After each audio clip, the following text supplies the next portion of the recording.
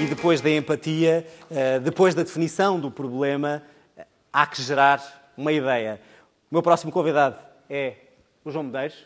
João, bem-vindo. Já vamos falar do gerar ideias. Não sei se havia mais uns meninos a vir passar aqui, se não. Mas vamos.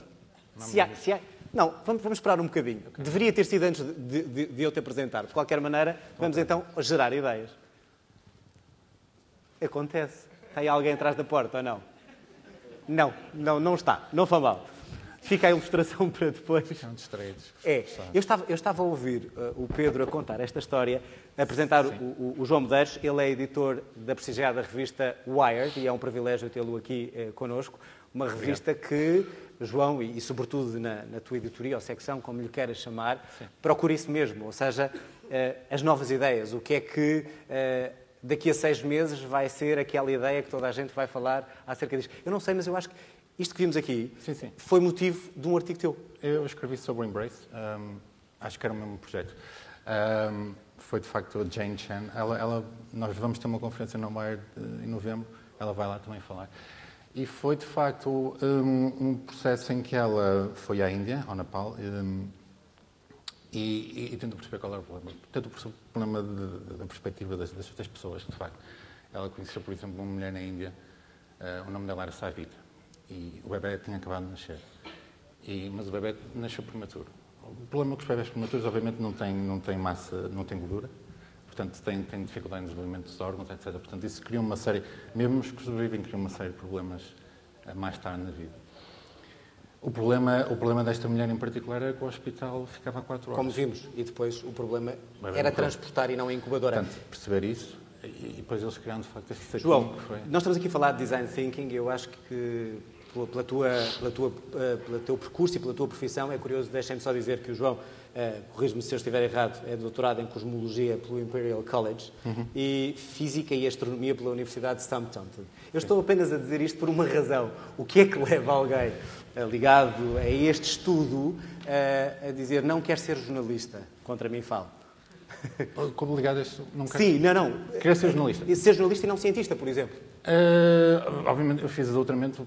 Acho que o doutoramento é quando percebes, de facto, se queres ficar ligado à ciência. É um processo muito diferente. Nós estamos a falar um bocado sobre isso, em que as pessoas, por exemplo, quando o Paulo Almo fez o curso de Medicina, depois chegou à Medicina e, quer dizer, não faço ideia como é que eu faço isto.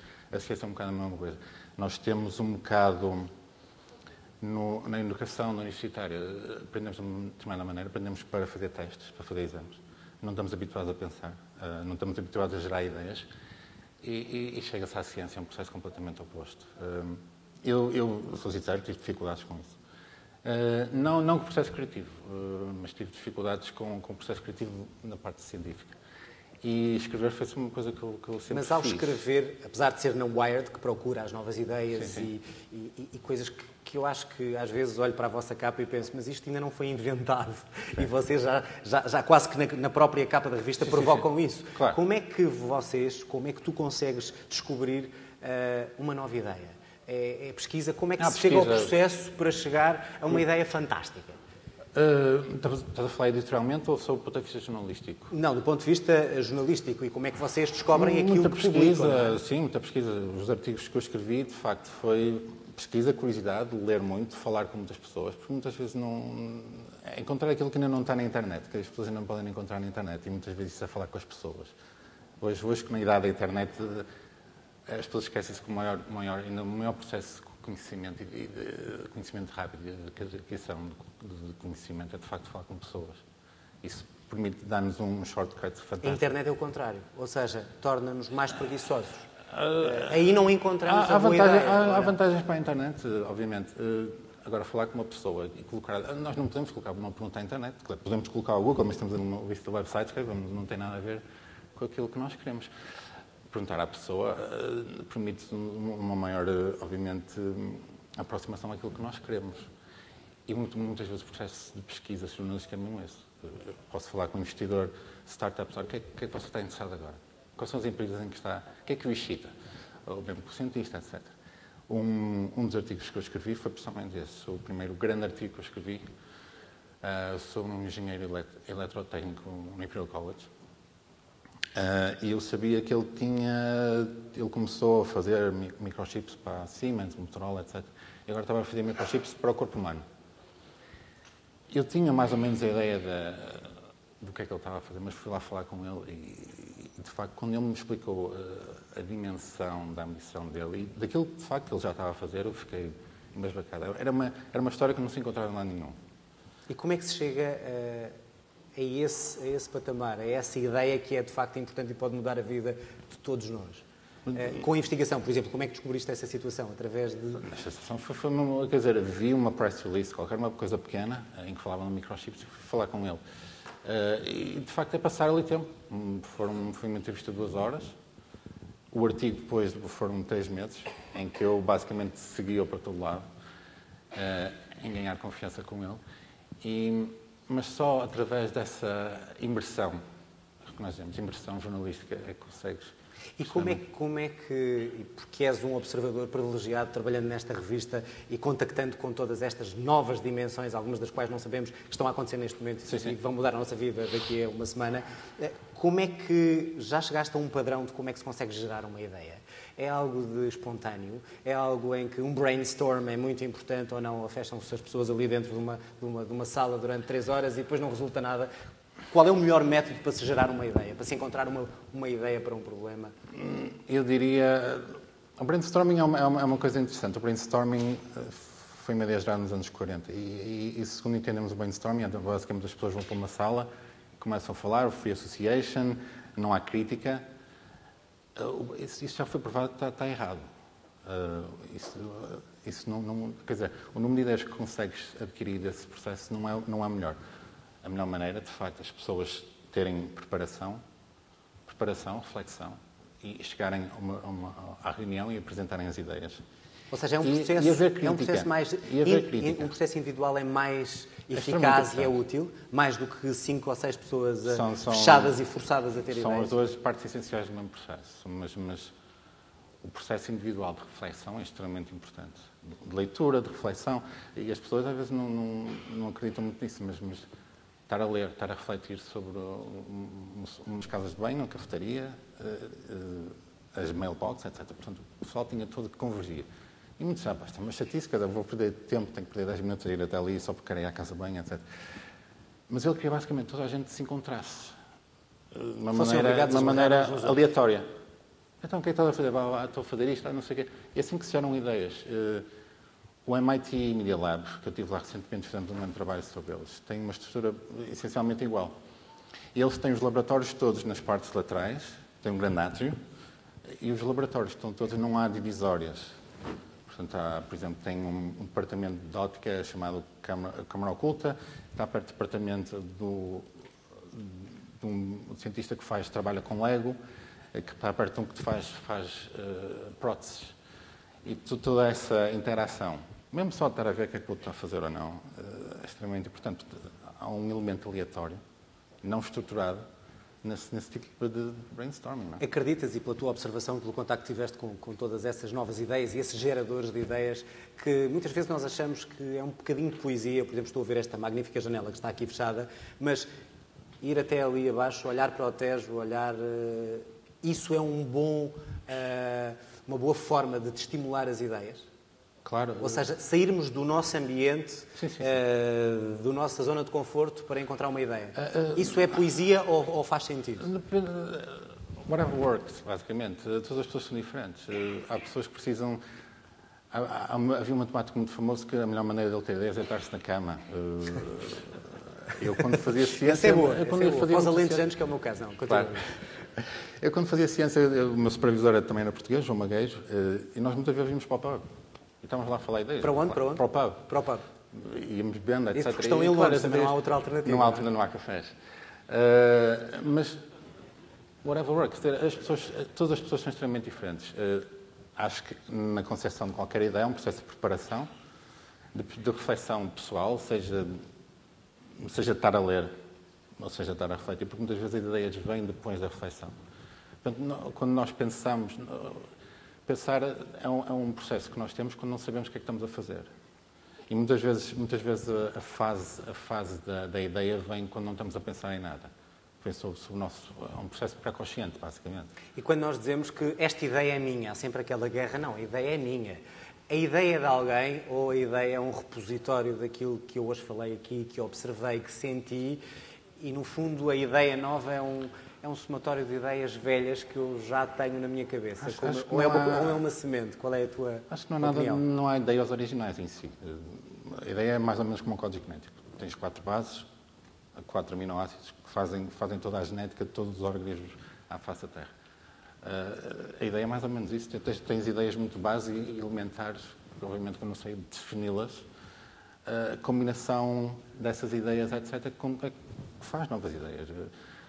Há um cientista, um físico, que estuda também a evolução de ideias. Ele diz que qualquer tecnologia é feita de combinação de várias tecnologias. E basicamente é isso.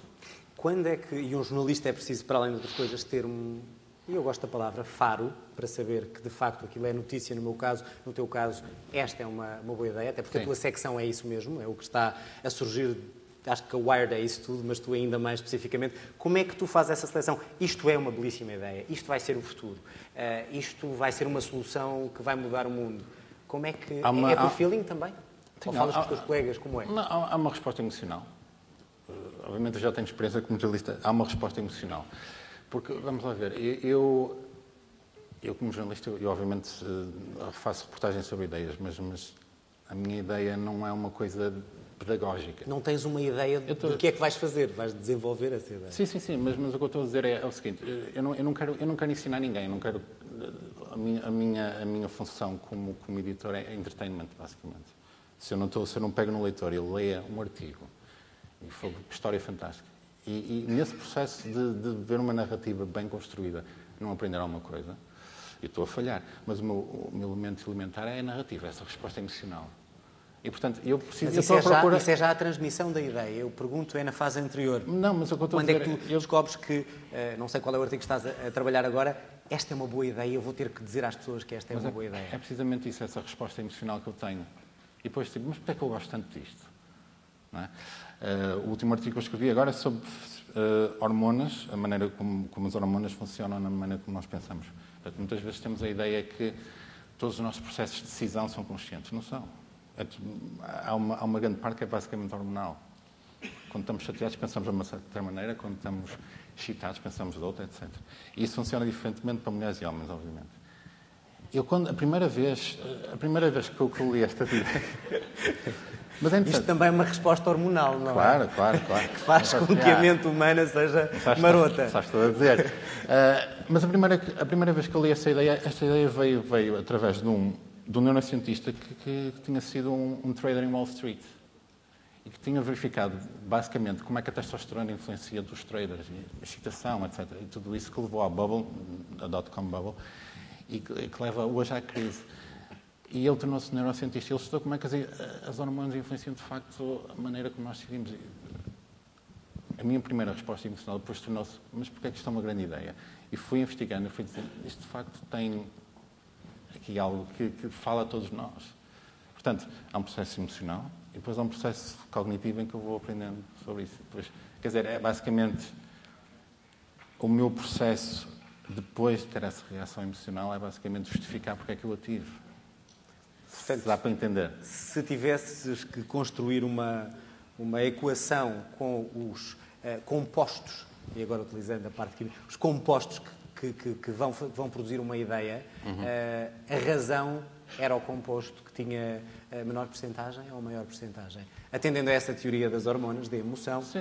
Numa ideia o que é essencial? A razão, a emoção, a hormona? A emoção é muito mais importante. Acho que deixar a emoção levar à ideia.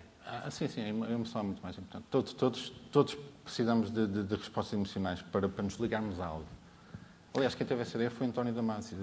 Há muitas memórias que vêm ligadas a uma memória emocional. É por isso que às vezes lembras da tua infância e sentes uma certa emoção, saudade, prazer ou alegria. Ou uma tristeza.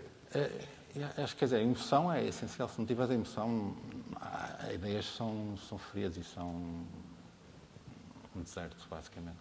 João, os empresários e todos nós, nesta altura, pensamos como é que vamos ultrapassar os problemas que estamos a ter agora, e estamos aqui com pessoas que têm problemas, todos nós temos problemas na vida, mas têm problemas também em termos de negócios e querem soluções.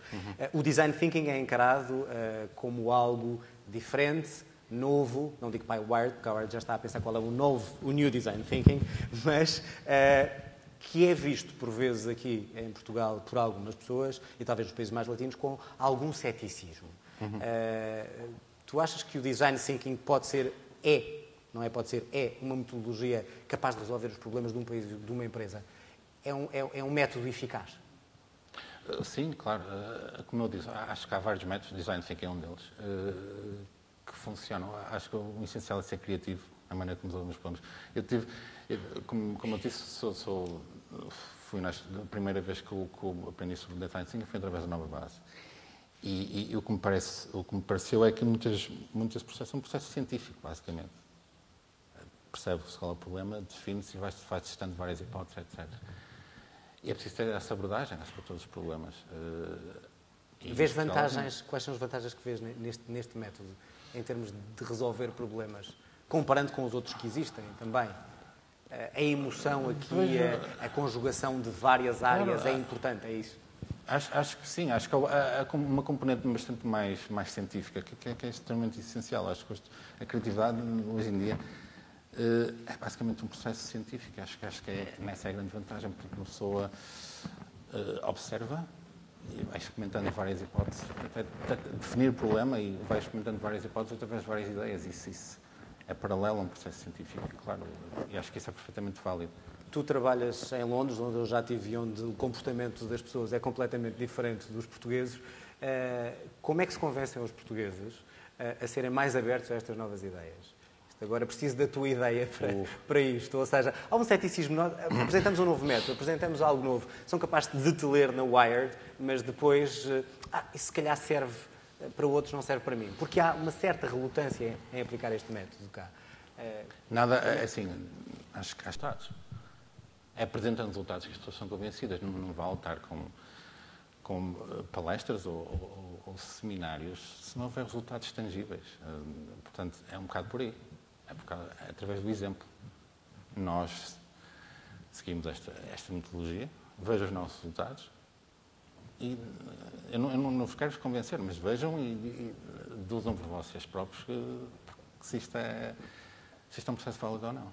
João, é possível, ou cada vez mais, as boas ideias e as ideias que depois são exportadas para o mundo inteiro só vingam se houver uma base sólida financeira, se gerarem lucro ou não? Não podemos ser hipócritas e dizer que fizemos doar. Ou seja, o dinheiro rules the world, neste caso também, uma boa ideia só vinga se aparecer na Wired, se tiver um bom patrocinador ou não. Ou uma boa ideia simples consegue vingar por si, mesmo contra ceticismo, mesmo contra a falta de... Não, uma boa ideia precisa, obviamente, de concretização, de realização. Agora, isso é preciso dinheiro? Mais ou menos. Estamos numa fase extremamente interessante em que, começando com o digital e com a internet, as pessoas conseguiram criar uma indústria poderosíssima a partir de um quarto, a partir de uma garagem em Silicon Valley. Temos exemplos da Google, do Facebook, o Groupon, etc, etc, etc. Não é preciso muito dinheiro para isso. É um certo tipo de economia, é digital. Não é preciso muito dinheiro para É preciso mentalidade também para isso. Sim, também há garagens em Portugal. Claro, é preciso mentalidade. Mas não temos aqui o Silicon Valley. A mentalidade é muito mais cara do que provavelmente o investimento. Mesmo a nível de manufatura, hoje temos ainda outro movimento, o movimento maker, em que as pessoas têm 3D printers, CAD, e podem partilhar designs, isso se faz a nível de arquitetura, faz a nível de design, etc. E que as pessoas podem fazer um protótipo muito rápido e apresentar o seu design a todo mundo. Já me estás a antecipar a próxima fase, que é o protótipo. Não, just kidding, estou a brincar contigo. Só para termos mesmo que terminar e ter-te aqui, saber que a Wired nos surpreende sempre com algo novo. Qual é a próxima grande ideia em termos de vida e de negócios? Qual é a próxima grande ideia? É a tua opinião? Consegues antecipar? É fazer o tracking tudo através de dados. Dados? Sim. Tudo o que nós fazemos tem que ter medidas concretas. Por exemplo, na medicina. Nós, na medicina, não temos recebemos um paciente, então, se eu for médico, se eu um paciente, então eu não sei nada sobre ele, basicamente. Dados é a chave? É a chave. Saber tudo. Quer dizer, por exemplo, este artigo que eu escrevi, ele estava a fazer sensores que permitem-nos ter dados biométricos 24 horas toda a semana. Esse nível de quantificação daquilo que nós somos é uma ciência completamente nova. João Medeiros, obrigado. Bons artigos. Vamos continuar a ler. Sim. Obrigado.